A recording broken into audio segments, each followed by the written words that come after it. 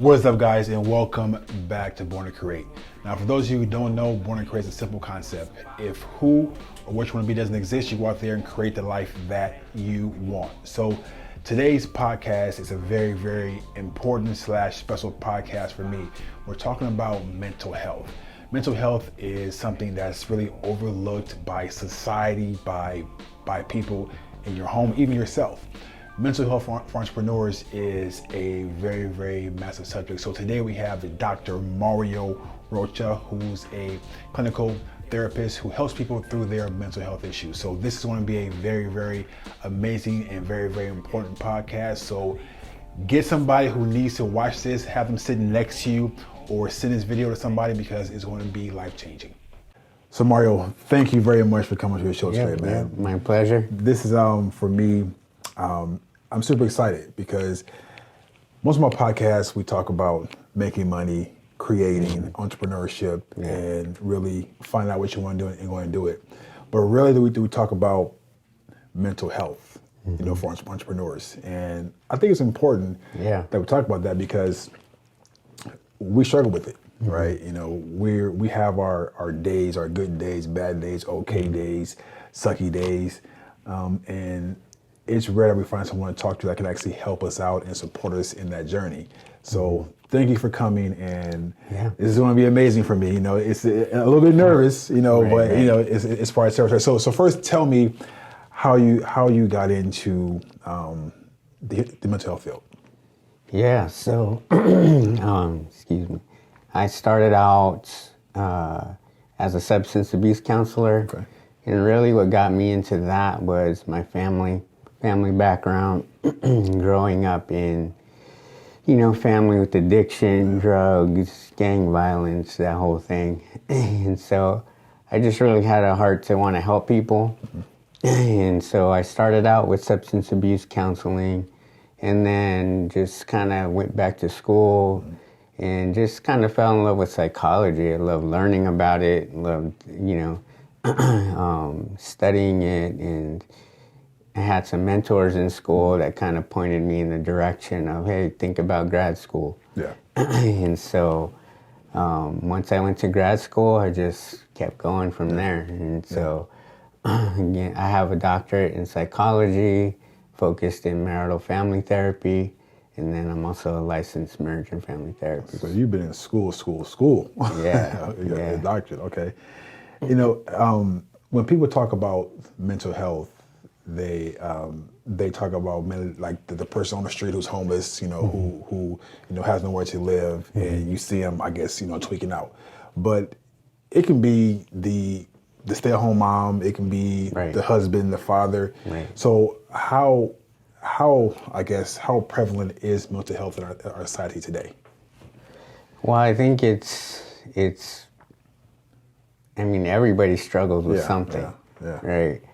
So when we talk about mental health, like you said, we think about what we label as like the crazy person, right? And a lot of times, especially, in my culture, I don't know how it was for you, but like going to therapy, it was like, that's for crazy people, right? But really we all struggle. So it's about what mental health in general for me includes your relationships, your financial health, again, your business, your parenting, and then also our internal psychological processes, right? So it's about, you're right, our everyday struggles, what's getting in the way of accomplishing what we want to accomplish. And that's really what therapy is about. It's helping us unpack maybe things that we do unconsciously and make them more conscious, bring them more into our awareness so that we can make better choices. We can kind of figure out what's blocking us in achieving our goals, stuff like that. So getting therapy can be sort of like taboo, no one wants to do it, or you're crazy, or you can't expose the family secrets, right? What happens here stays here.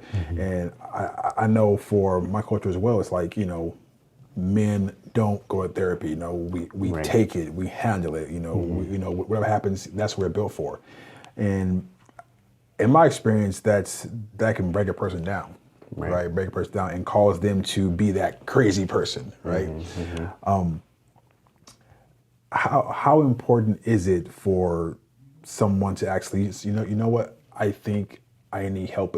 I need help. Like, how important is that for someone to recognize and like take those steps? I think it's vital, right? For me personally, right, I was one of those who didn't ask for help. Yeah. Right? I was the one that, in some ways, I still kind of struggle with it, right? And so going to school really kind of made me realize that I can't do it alone. Yeah. When I went back to school, going to graduate school, kind of learning about psychology and mental health, starting therapy for the first time, I felt like a fish out of water, right? But the more you talk to people, and especially, you know this being an entrepreneur, the more you talk to people who are successful, who are healthy, who have flourishing lives, they all have support. Right. They all have support systems. They all have people they can talk to. Yeah. They go to therapy. They have coaches, right? So we just really need to normalize help doesn't equate weakness. Right. Right. Yeah. And so for me, that was a big struggle. And again, I kind of continue to struggle with that in some areas. But I think therapy itself has a negative stigma, but it's really helpful if you commit to it. And, we can unpack that as we go forward. But why is there such a negative? I mean, you're right, it's negative, but why is it so negative, a stigma around therapy? Like, what happened in our society that say, going to therapy means you're crazy? Why is it so negative? Yeah, I think there's probably a long history of factors that go into that. I think, again, we do work with people who have schizophrenia and bipolar disorder and all of those severe mental health disorders. We do work with that, but I think a lot of factors of like the medical industry kind of taking over the field. Just push pills into your mouth. Right. Yeah. So there's a lot of factors. Media, right, plays a role. Movies. Right. Right. I always tell people, growing up, the only exposure I had to therapy was that old movie, What About Bob?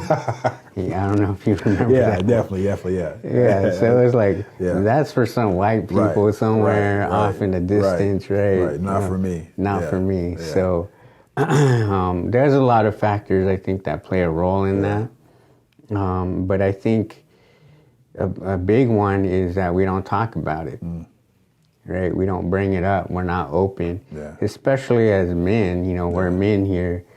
We don't talk about it with our families. We don't talk about we're not taught to talk about our feelings. Right. Again, we see that as weakness. Right. So I think that the more we can talk about that kind of stuff, the more it's normalized and that stigma will kind of go away. Yeah, it's something you said twice that caught my attention, and you said that asking for help doesn't equate to weakness, right? And I thought that, right? I thought asking for help meant that, one, I wasn't a man, and I was weak, and there's no way that I can be vulnerable, right? Because I have to be strong. I have to let nothing penetrate and nothing get through. No one can see my emotions. And I realized that hurt me, that dragged me deeper and deeper and deeper into a pit. Right. And talking about depression, I'm under the opinion that everybody fights depression, right? It's something that's prevalent, but every day you fight to not go into it or let it consume you, because every day something can depress you, right?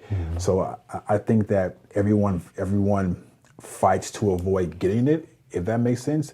But I don't think anyone is exempt from it, right? Because I know there are many times in my past that I had to fight through certain things, fight through depressions, fight through sadness, fight through struggles, because I just had to fight through it, right?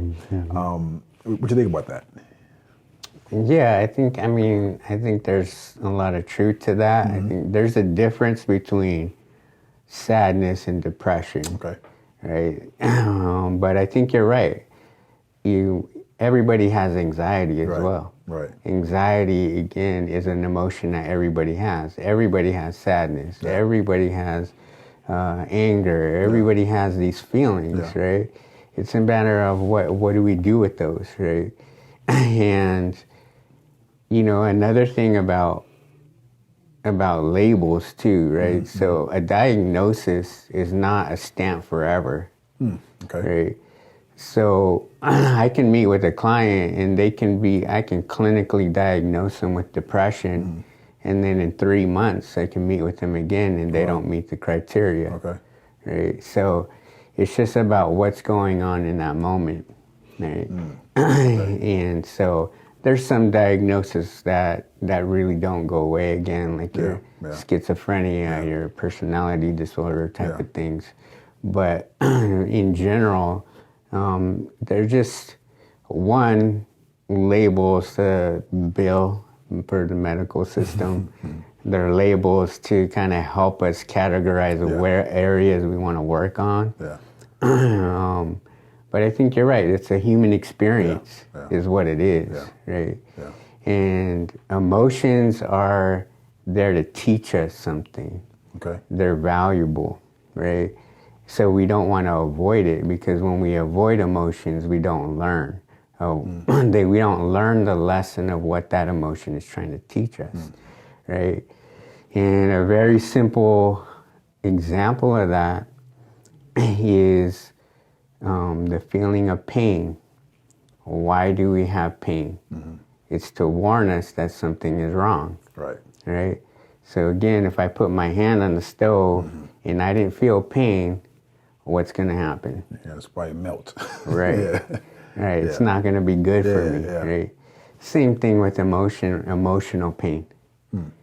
The same thing with, again, sadness, anger, anxiety. All of those things are built in our system as ways to warn us, protect us, help us grow. But again, if we're not emotionally intelligent, if we don't learn this stuff, then we try to do things to avoid it. Like what? So we will suppress emotions. Okay. We will be in denial. Like, we have all these psychological defenses, right? So we project onto other people.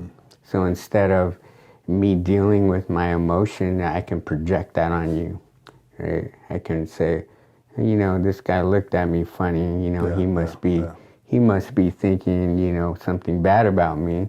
But the whole time it's me. I think something bad about me. Wow. Right? Wow, That's projection.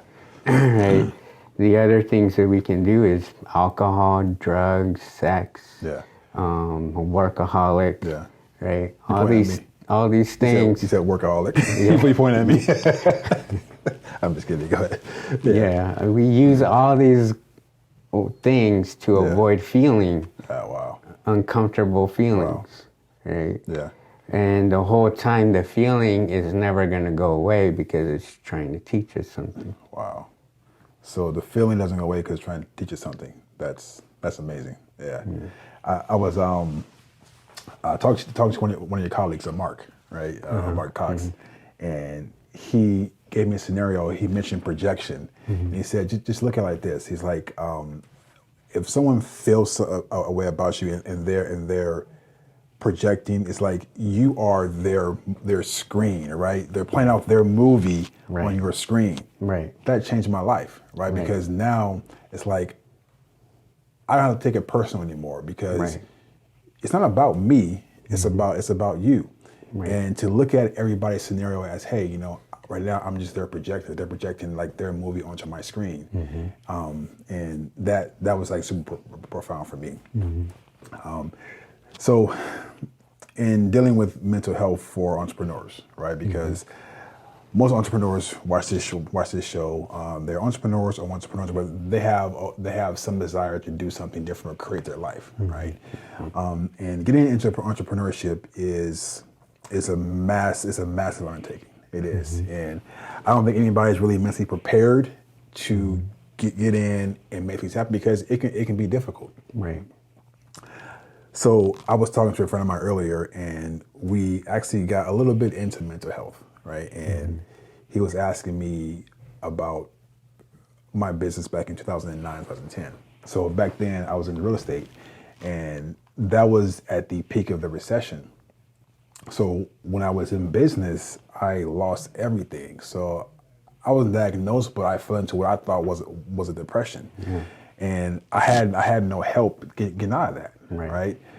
And I had these emotions that I suppressed, emotions that I didn't let out, and I got angry, I got bitter, I got judgmental. And I think it was due to me not having or not knowing how to express myself, right?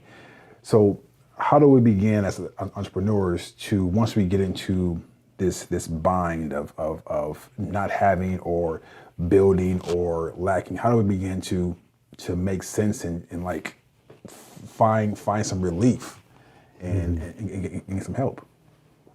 Well, I think one is you got to commit to it. You got to commit to getting help.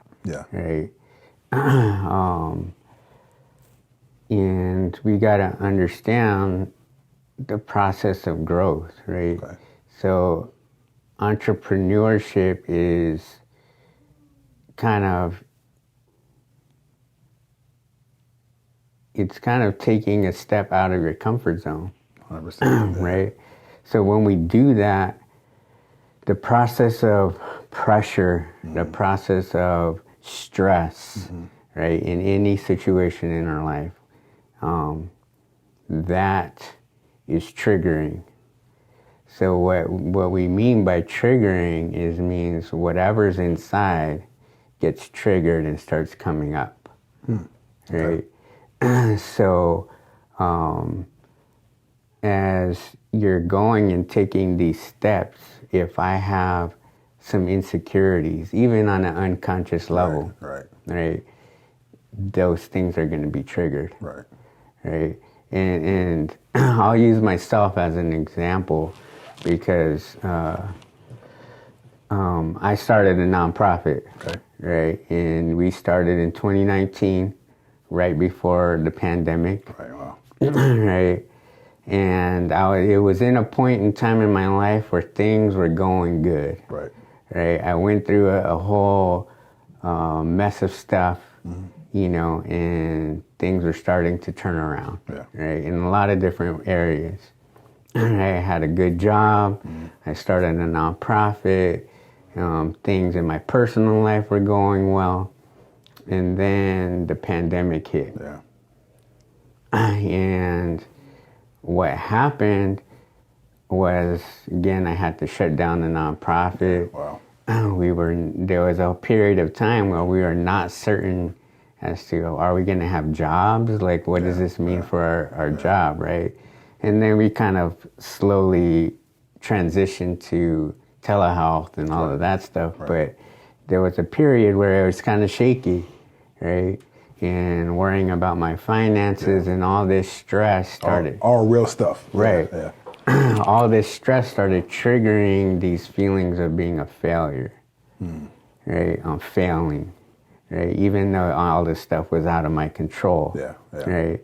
And that feeling of being a failure led me to feel depressed. I was depressed. I was down. I was beating myself up, right? But that was stuff that I was struggled with earlier in my life. And what that pressure and what that stress was teaching me, what those feelings were teaching me, was that I still had some feelings and thoughts and beliefs that I was a failure. Wow. Right? And it wasn't until I was challenged that that stuff came up. Yeah. And if that would have never came up at that point, then I would still be carrying those belief systems with me. Right. Let me ask you this, just to make sure that I'm clear. So Right.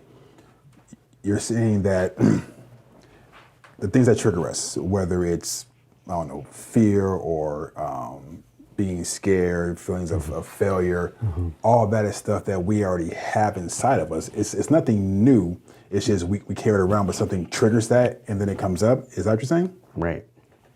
Wow. Right. Wow. Okay. So it's about, again, we carry this unconscious stuff with us. Yeah. Right. Yeah. And we're not aware. Yeah. Right.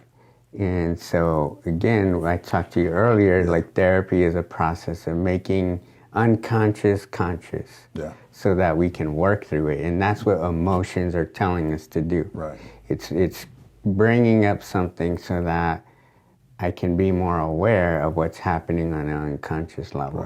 Right. Right. Because when we're not aware, then I start doing stuff unconsciously to avoid, and that blocks me from getting where I want to be. Right? Right. So a person doesn't really know that they're not aware of the emotion because it's unconscious. They're aware of the emotion because they can feel it. Okay. They're not aware of the reason Gotcha. that emotion is there. Okay. So the emotion is really not what holds people back. It's just their ability to process through it, to walk through it. I mean, is that the biggest thing? Like, what holds someone back from taking that next step or getting to where they want to be? It's avoiding emotions. Okay. Not being able to sit and tolerate the emotion, right? Because again, it doesn't feel good, right? However, we need to learn how to sit with it. We need to learn how to understand what's happening here, right? And again, I'll use myself as an example again. You know, through that process of the pandemic, you know, I really dived into working on myself. And one of the things that was there was this fear of failure, this fear of not being good enough. And there was a fear there. So I had to, one, understand that fear was there. And that fear was limiting me, right? And then I had to sit with it. I had to confront it, right? This fear is blocking me from achieving my goals, and I have to face it, and then I have to start making active steps to work through it, right? And none of that's possible if I don't learn how to sit with the fear, right? If I start feeling fearful and then say, you know what, I'm going to go to the bar, or I'm going to turn on TV, or I'm going to go to sleep, right? Then I'm not actually sitting with the fear, I'm avoiding it. And then I'm not going to take the steps to challenge myself to grow. Wow. Yeah, that's very real. Because, you know, even now in my life, you know, at this stage where I've come a long way, I'm still growing. I still have fears of, you know, am I making enough money? Am I in the right business? You know, am I a good father? Am I a good husband? Am I a good man? I mean, I still have those fears, those feelings, and I know they're fears or feelings, but I mean, they're still there. And I find myself in days of stress, of sadness, going to bed early, right? So you're saying that, hey, don't do that. Sit with it and figure out where it's coming from, because it's going to bed early, watching TV. That's avoiding the emotion. Is that what I'm hearing? If it's a habit. If it's a habit. Okay, right? Gotcha. Okay. So, I mean, I can have a stressful day and say, you know what, I'm just going to watch the game and, and kind of disconnect. I mean, us as men especially, we need to do that kind of stuff periodically. However, if it's a habit, that I'm not confronting what I'm feeling. Right? That makes sense. I'm going to bed early every time, or I'm not waking up. Okay. Or, I'm staying up all night watching YouTube and just kind of disconnecting from the world, right? Yeah. That's avoidance. Okay. That makes sense. Okay. So I think the emotions and the word anxiety come at every level, right? Whether you're beginning, middle, and intermediate, it's at every level. Mm-hmm. So now for me as an example is as an entrepreneur, I love what I do.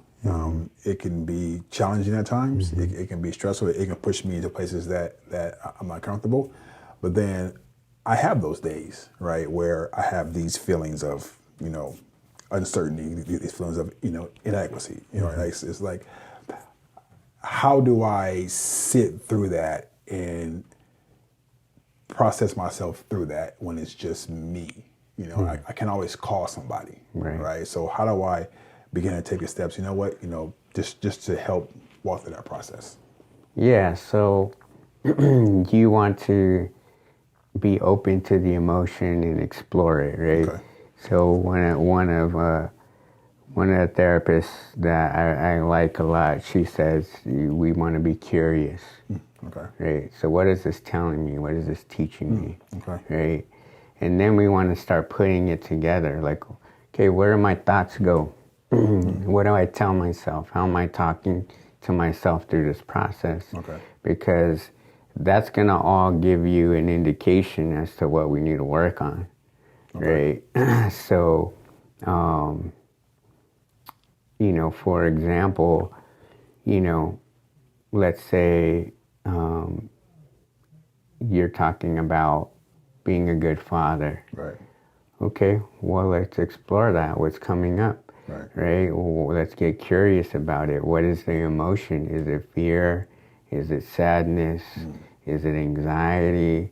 What's going on there, and where does that come from? Right? Maybe that has to do with your father and the connection to your past, right? And I'm carrying these belief systems about fatherhood from my past. Yeah. Well, let's just jump into it. We're here. I probably have to pay for this hour anyway, so for billing.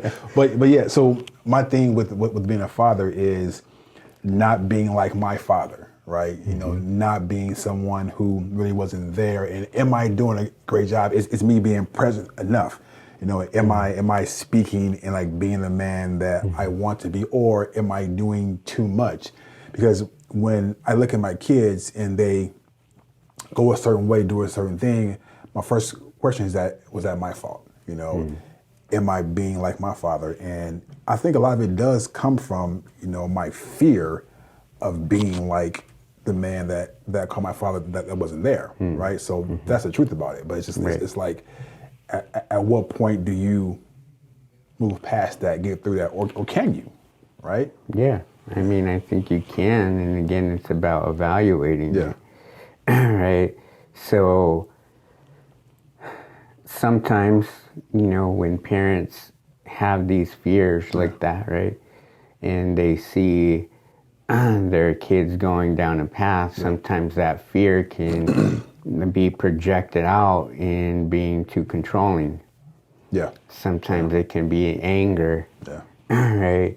Sometimes it can be, avoidance, whatever, right? Yeah. So you want to connect to the feeling and say, okay, how's that playing out? And then you make the adjustments, right? So my fear is causing me to be too controlling, which is actually giving me the result I don't want. Right. So I need to deal with my fear, right, and then trust that I'm doing a good job. Right. Right? Trust that, I'm not my dad, right? Trust that the lessons that I'm teaching my kids is good enough. And give them space and room to grow. Right? Yeah. Because kids need to learn how to make their own mistakes and work through it too. Right? Right. So again, my fear is causing me to be maybe, again, this is just a general example, maybe be too controlling, which is causing my kids to push away from me, which is causing me to think that I'm being like my father again. And it's just reinforcing this whole belief system that I have, right? So again, that's what the fear is trying to teach me. Is I'm creating this cycle, right? So when I sit and I deal with the fear and I learn how to work through that and say, you know what, I'm not my father. I am different.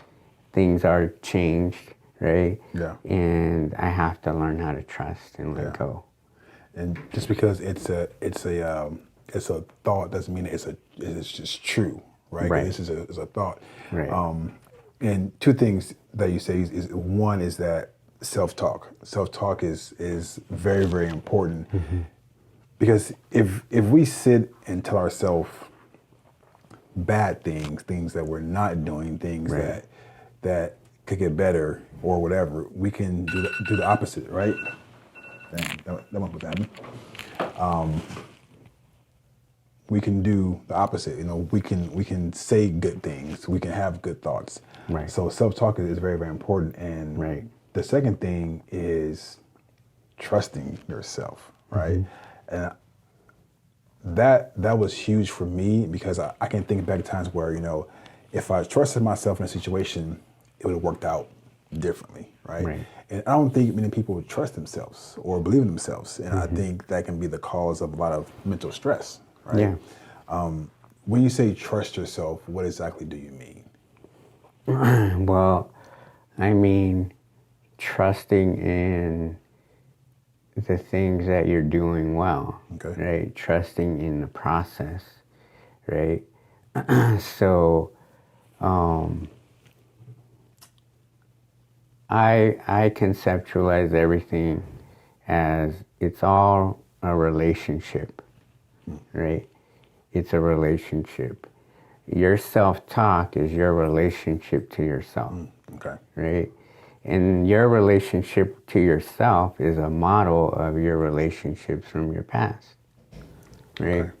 And so if I'm not trusting myself, that means I'm doubting, I'm fearing, I'm worrying, I'm uncertain, right? And again, stop real quick. So I'm lost. So you said the relationship you have with yourself is a model of the ones you had in the past. Right? I'm not clear on that. Okay. So let me see if I can think of an example, right? So let's talk about fear of failure. Right? And I'm talking a lot about myself today, but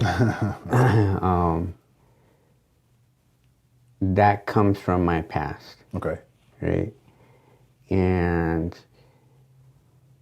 you know, that came from me not feeling good enough growing up and not achieving things that I wanted to achieve, right?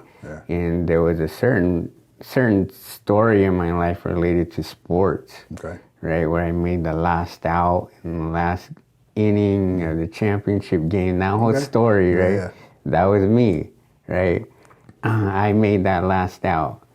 And that's not a really significant traumatic experience. But what that experience did was it formed a belief system. Right? It formed a mentality, right?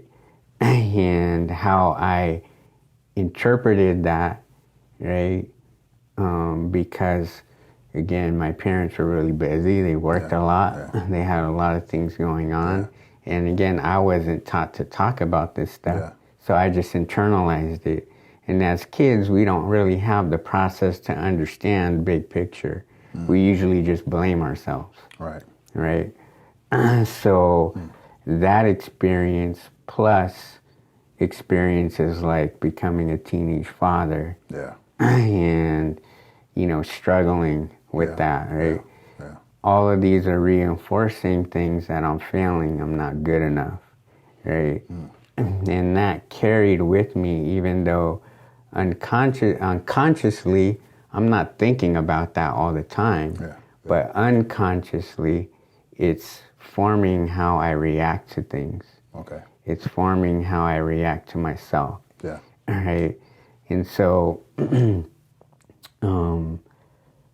we pick up things, right? We pick up things from our parents, we pick up things from school, we pick up things that influence and shape how we think about ourselves and how we think about the world. So again, when we talk about, going back to entrepreneurship and all that stuff, it influences everything, right? Yeah. Your family is all wrapped up into that. How you view yourself as a father is wrapped up into how much time you have to commit to being an entrepreneur, right?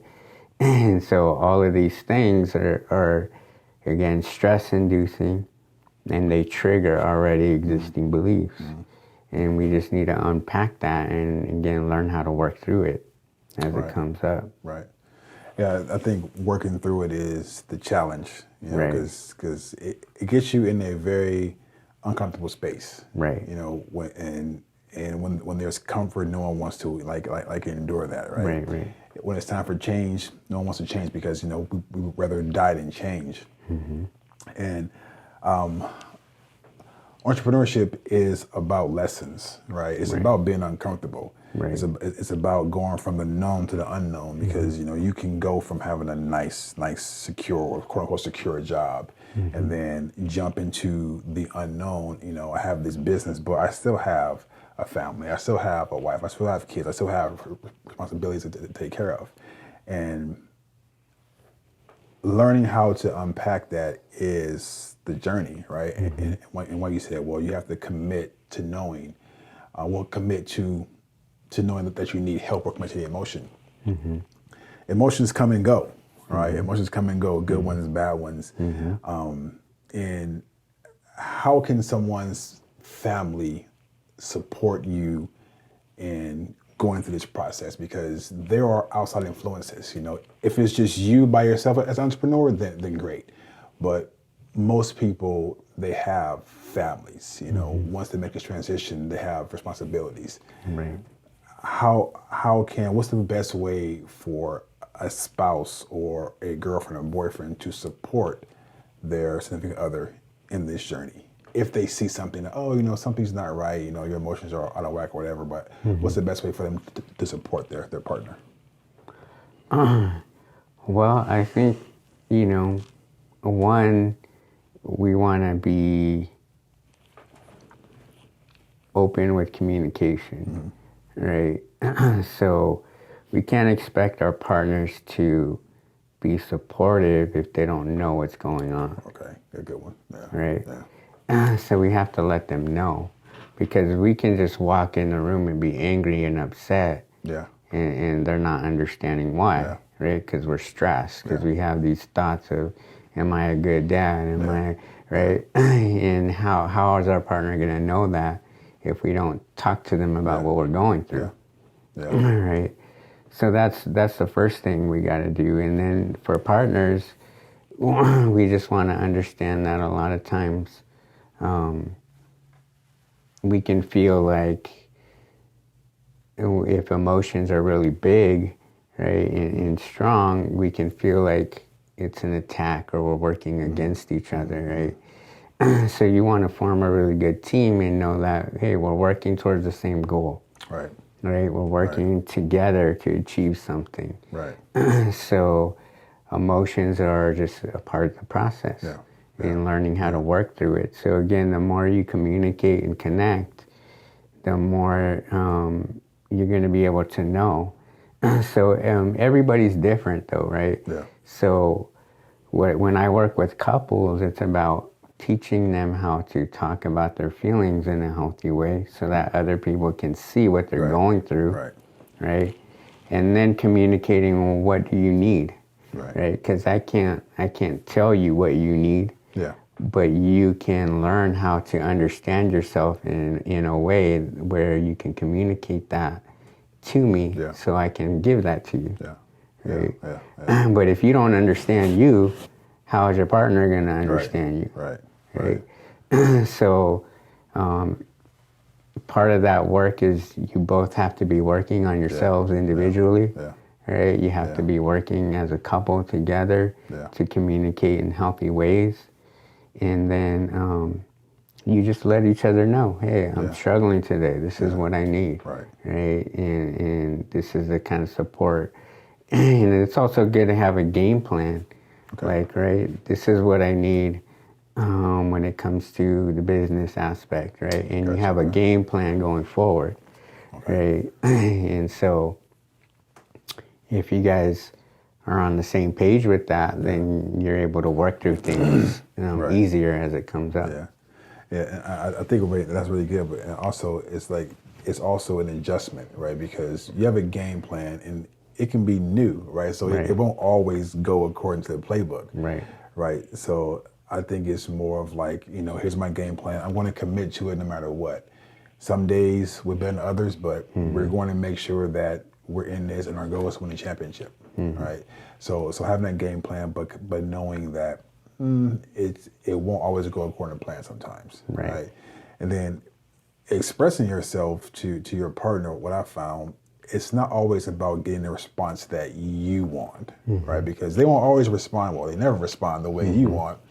But I think what you're saying is that the goal is just to communicate, because I know for me, the fact that I communicated helped relieve some pressure. The fact that she knows helped relieve some pressure. So if I walk in the house all upset, because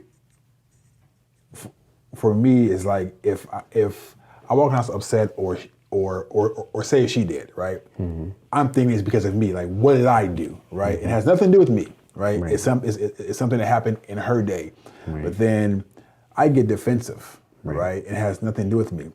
But I also think that if I did that, she got defensive as well. But it's up to me to come in and start to express and communicate, what happened. So there's an opportunity for her to get defensive. Right. So I think communication is like very, very important, and it not only helps your spouse, but also helps you get off your chest. Right. Because I found myself when I come in the house, with anxiety, irritated, and I don't talk about it, I don't sleep well. Right. Because all that mess is in my mind. And it just helps when you talk about stuff. Right, it helps that you have a partner that can actually listen. And if they don't respond the way you want them to, hey, at least you got off your chest, right? So I want to shift gears real quick, and go to a really, really sad but popular subject, suicide. Right, suicide happens every day, and I'm not sure what the numbers are, but I know it's very, very high. And from my understanding, it happens because people don't have value in themselves, or they don't feel like they're enough for the people in their lives, right? How much of that have you dealt with? Because I know at a point in my life, I thought about it. Right, I contemplated. I actually had a 45 to my head, right? Because it's like, it was that deep, it was that sad. I was in that big of a pit where I just wanted to end it all. How much that do you see? And let's talk about men, right? How much that do you see or deal with suicide in men? A lot. Yeah. Unfortunately, it's a reality, and I do see it, especially a lot in the younger generation. Really? It comes up a lot. Like what age group? So young adult, like late teens to young adults. Wow. Yeah, Wow. It's really prevalent in. I think a lot of media has a lot to do with that, as far as them normalizing suicide and different things. Did you say normalizing it? Normalizing it, yeah. Wow. Yeah. So That's freaky. yeah, it is. So, what I'll say, my experience with working with that, and again, this is my conceptualization as far as mental health in general, also, and when we get to that space where we're depressed, where we're in anxiety, where it's to a level where it's debilitating, where we get to a place where we're having suicidal thoughts. You mentioned something like feeling like you're in a pit, Right. right? Right. So when you're in the pit, what happens is you don't see a way out. Right. And it's lasting long enough where there's nothing that you feel is going to get you out, right? And when you feel like there's no way out, you start getting hopeless. And when you hit that state of hopelessness, if it's deep enough, then you start going to extreme ways to deal with it. Right. And again, this is just my theory here, but I'm avoiding this pain. I don't want to feel this pain anymore, right? So when I work with that, and again, this is true on every level of our mental health. This is my whole thing. This is how I work with every client. Is there's a concept called potential space. Okay. When I'm sitting with a client that has all this intense emotional despair, where they're in that deep of a space, one, I just need to sit there with them, and I need to be there with them in this space. This whole space, Right. Yeah. And teach them how to tolerate it on some level where they can actually start processing things, right? And then start to build potential space. And I think how you want to see potential space is like a vision. Okay. Right? Because again, when I'm in a state of hopelessness, I can't see outside of this pit. Right. Right? And even again, with anxiety, I can't see outside of this fear that I have, whatever it is. Yeah. Right? Depression, I can't see outside of this. Yeah. Whatever it is I'm experiencing, right? Whether you're in a breakup or grief and loss or, struggling financially or whatever it is, right? So we need to see the potential space, right? So if you think about the way this is developed in psychology and in the theories that I learned is like with kids, right? If you take a really young kid and you put, let's say, a box of wrapping paper, right? Well, to a young kid, there's potential there. That's it. That's fun. Yeah. That's exploratory. That's something that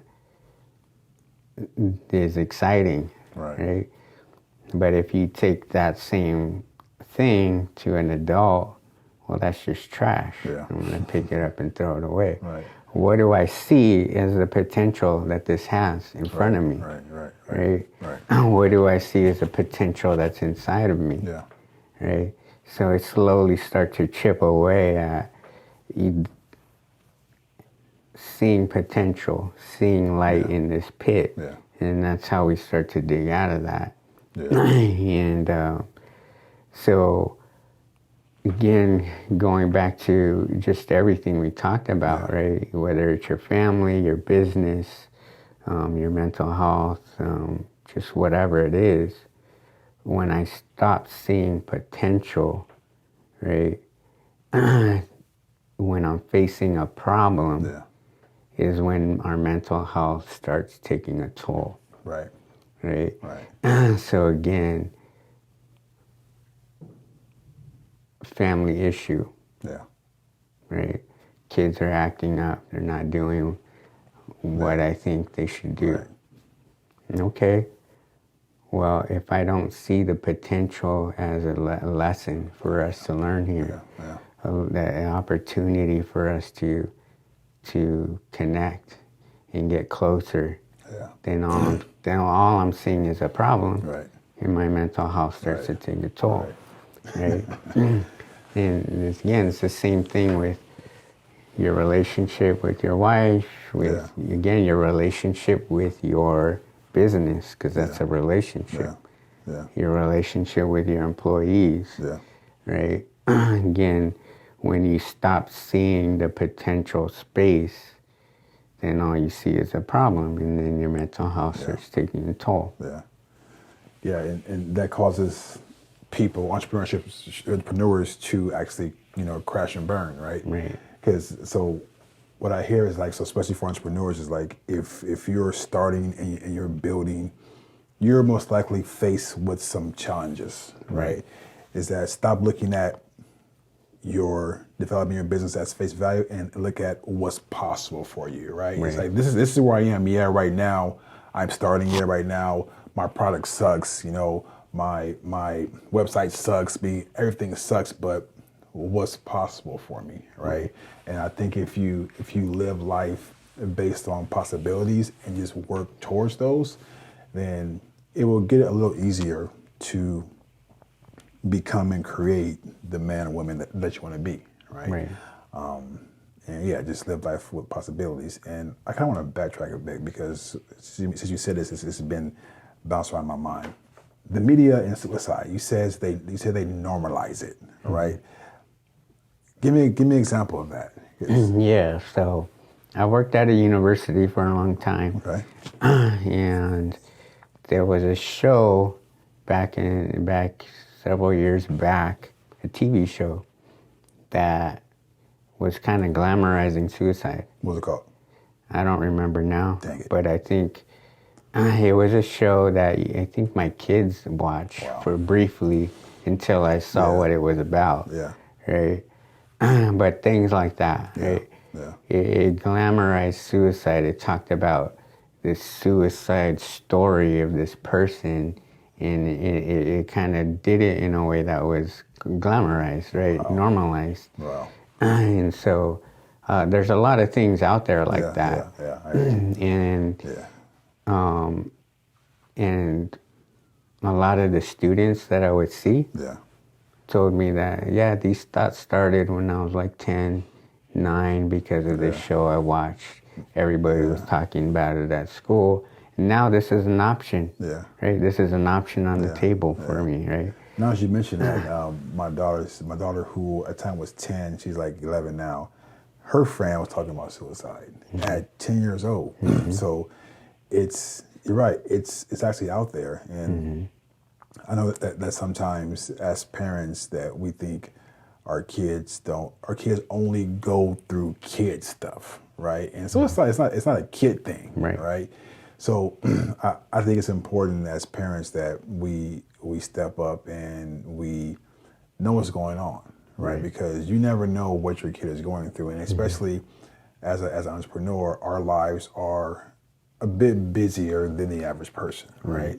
So we tend to sometimes make the excuse, well, I'm too busy to look at my kid's phone or talk to my child or figure out what's going on. And that can be painful in the long run, right? Because I know for me, is I make sure that I check my kids' phones often because you got TikTok, you got these movies, and it's amazing how much influence they have over our kids because you think it's just entertainment, but everything they see, watch, and hear is going to their mind. And when you experience stuff, when you watch movies, when you go on social media, is that what creates your subconscious world? It can contribute to it, right? It's not what creates it, really. It starts in the womb. Oh, really? Wow. It starts in the womb, your connection. I mean, there's studies that show, fetus in the womb is reacting to stress levels of mom. Wow. Her feelings and her emotions and her hormones. And again, same thing as an infant. The connection you have with your mom and your parents, that initial, even as an infant, is vital in your development, in how you see things and how safety that you, whether you view the world as safe or unsafe, starts even as an infant. Yeah. Right. So all of that has a role, right? So again, you go to school, your experiences in school, watching movies, right? All of this stuff plays a role. Yeah. So let me ask you this. Yeah.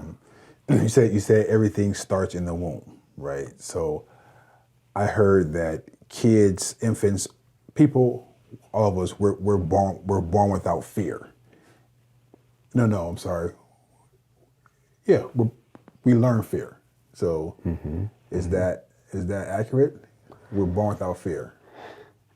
Kind of. Like, I mean, we have fear, right? It's inside of us. Yeah.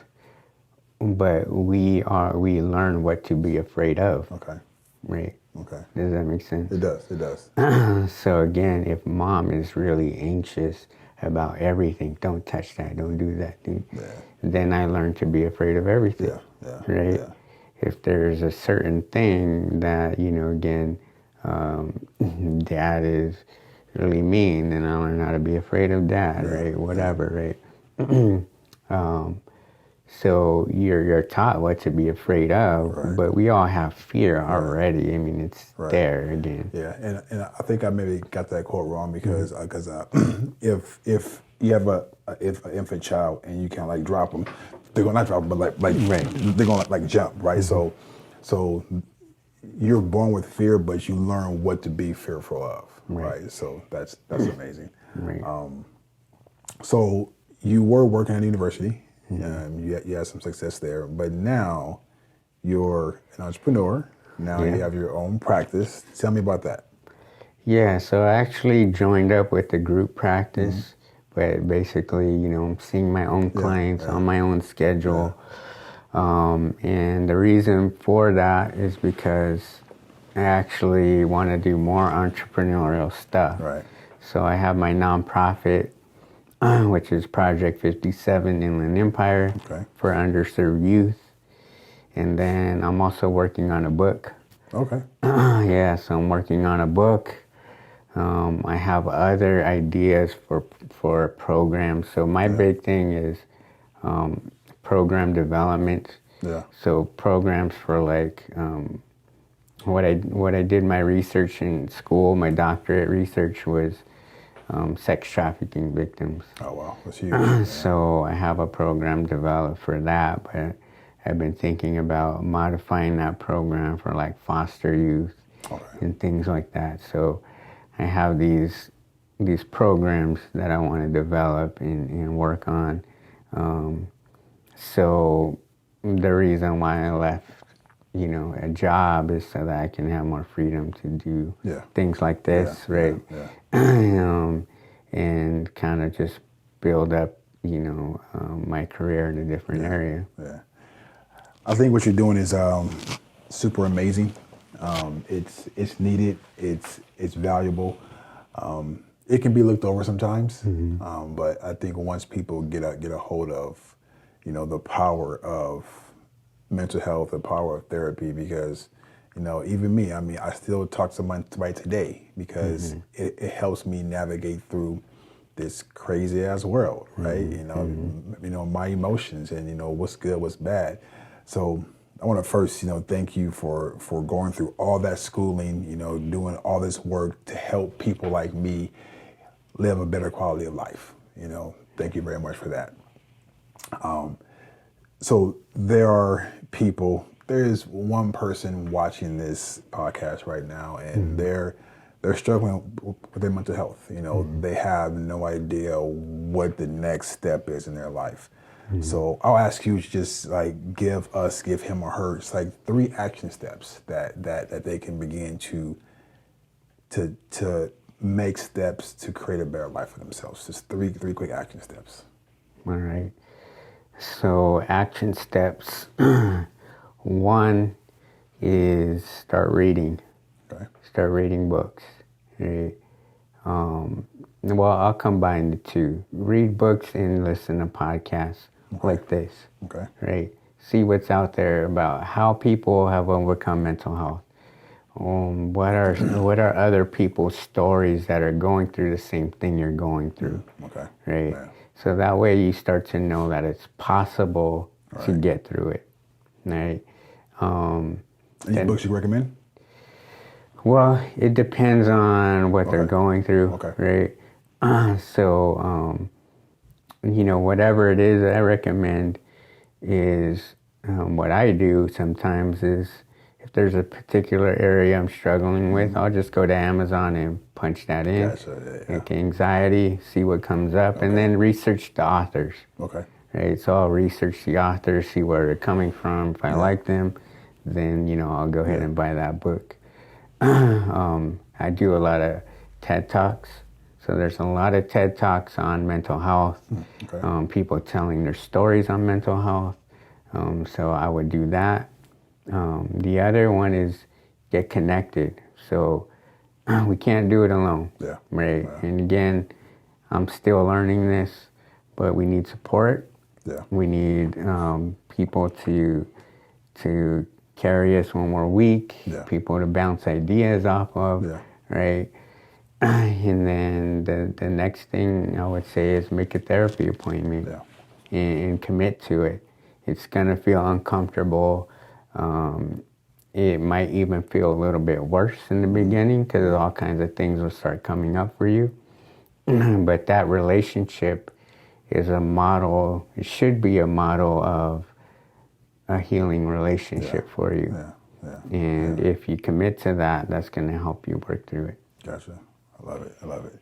And I like the one about connecting because I was talking to two friends today. The first one, today for me was like full of questions on, how am I do A, B, C, and D, right? And when we're going through something that's a struggle, we think that we're the only person that's going through it. No one else is experiencing what we're experiencing. And today, in talking to my friend, he was telling me what he was experiencing. I'm like, damn, I'm experiencing the exact same thing. So even though there was some struggle there, it felt good to know that there was someone who was experiencing the same thing, that we can bounce off ideas and learn how to come out victorious, right? Because entrepreneurship is all about creativity, right? Creating life that you want. And if there's someone there who knows your struggle, who knows what you're going through, and they can help you create your way out of it, then that makes a world of a difference. So anything for us in closing? I'll just say that what you said there at the end, in my school of psychology and in how I work and how I practice creativity is going to be a gateway through mental health. Wow. Because again, we talked about potential space, right? And the potential of a space is where we can be creative. And when we're creative, that's a part of who we are. That's a part of us becoming our true self, right? And when you're in that flow, we're not worried about what's going to happen. We're not in the past.